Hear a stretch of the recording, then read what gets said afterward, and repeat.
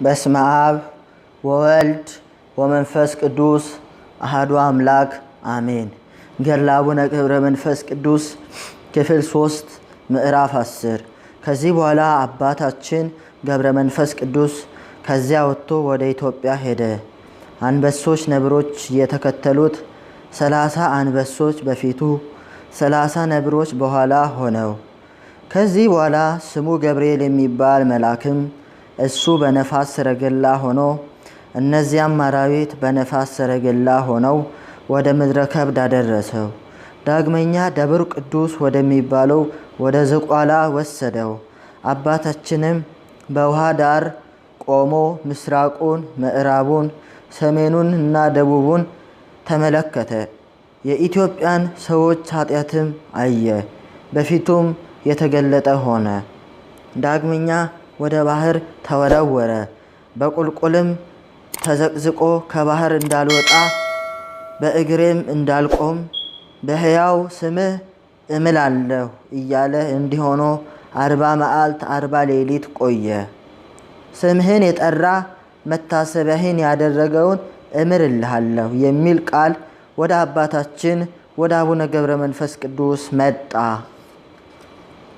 መልአኩንም እንዲህ አለው፣ መላ ኢትዮጵያን ካልማረ ከዚህ ባህር አልወጣም። ያም መልአክ ከእሱ ዘንድ ሄደ። አባታችንም ከዚያ ባህር ውስጥ 100 ዓመት ኖረ። ስጋው አለቀ፣ ደሙም በባህር ውስጥ ፈሰሰ። ውሃውም ደም መሰለ። አጥንቶቹ እንደ በረድ ሆነው ታዩ። አጋንንትም በየቀኑ ከምስራቅ፣ ከምዕራብ፣ ከሰሜን፣ ከደቡብ 7300 እየሆኑ ይመጡ ነበር። በፍላጾቻቸውም ይወጉት ነበር እስከ 100 ዓመት ድረስ። አጥንቱን በሻፎ ሱፋጭ ድንጋይ ይፈጩት ነበር። ገድሉ፣ መከራው፣ ትዕግስቱ ብዙ ነበር። ከዚህ በኋላ ጌታችን ወደ እርሱ መጥቶ ከባህር ዳር ቆመ። አባታችን አቡነ ገብረ መንፈስ ቅዱስንም ተነስ፣ ውጣ፣ መላው ኢትዮጵያን ምሬልሃለሁ አለው። አጥንቱ እንደ መርፌ ቀዳዳ ተበሳስቶ ተገኘ። ሁለንተናውን ዳሰሰው፣ እንደ ቀድሞ ደህና አደረገውና ወደ ምድረ ከብድም ላከው። ከዚህ በኋላ ወደ ላይ ወጥቶ ከፀሐይ በላይ ከሰማይ በታች እስከ 7 ዓመት ኖረ። ከዚህም በኋላ ዳግመኛ ወደ ምድረ ከብድ ተልኮ እንደ አምድ ትኩል ሆኖ 7 ዓመት ቆሞ ቆየ። ወደ ሰማይ ሲመለከት ቅንድቡን አልከደነም፣ ራሱንም ወደ መሬት ዝቅ አላደረገም፣ እጆቹንም ወደ ሰማይ ዘረጋ። ከዚህ በኋላ ሰይጣን በቁራ ተመስሎ መጣ። ዓይኖቹንም ወደ ሰማይ አንጋጠው አገኛቸው። በፊቱ ላይ ተቀመጠና ሁለቱንም ዓይኖችን አነቆረው፣ አሳወረውም። እሱ ግን ምንም ሳያጓድል እስከ 2 ሳምንት ድረስ በትጋት ሲጸልይ ቆየ። ከዚህ በኋላ ሚካኤል እና ገብርኤል መጥተው ከፊቱ ቆሙ። በሁለት ዓይኖቹ ላይ እፍ አሉበት፣ ብርሃን ተሰጠው። ዓይኖቹ እንደ ቀድሞው አዩ። ወደ ዝቋላ ሂድ አሉት። ጠላቶችህን ትበቀላቸው ዘንድ ከሰማይ ፍጹም ኃይል ይሰጥሃል። ይህን ከነገሩት በኋላ ወደ ሰማይ አረጉ። እሱም ተነስቶ ወደ ዝቋላ ሲሄድ በመንገድ ከዛፍ ስር አርፈው 3 ሽማግሌዎችን አገኘ።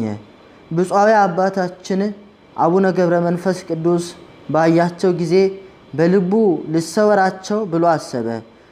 እነሱ ግን ቶሎ ብለው ተጣሩ፣ እንዲህ ብለው፣ በእግዚአብሔር ዙፋን ተማጽነናል። 3ታችንንም በጀርባህ አዝለ አንድ ምዕራፍ ሸኘን አሉት። በመጣ ጊዜም ሽበት የከበባቸው የደከሙ ሽማግሎች ሆነው አገኛቸው።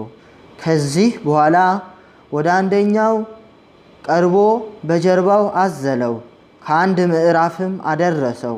ያም ሽማግሌ እንዲህ አለው፣ ከዚህ አሳርፈኝ፣ አንተ ደክመሃል፣ የማትበላ የማትጠጣ ነህና። አባታችንም ሽማግሌ ሆይ የት ታውቀኛለህ አለው። ሽማግሌውም ሂድና ጓደኞቼን አምጣልኝ አለው።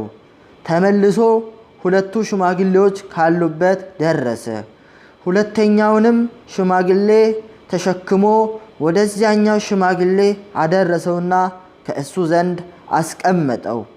ለሶስተኛ ጊዜም ተመልሶ ሶስተኛውን ሽማግሌ ተሸክሞ ወደ እነዚያ ሽማግሌዎች አደረሰውና ከእነሱ ዘንድ አስቀመጠው። አባታችንም እነዚያን ሽማግሌዎች እንዲህ አላቸው፣ የመጣችሁት ከየት ነው? የሽታችሁ መዓዛ ልብ ይመስጣል፣ ልቡናን ደስ ያሰኛል።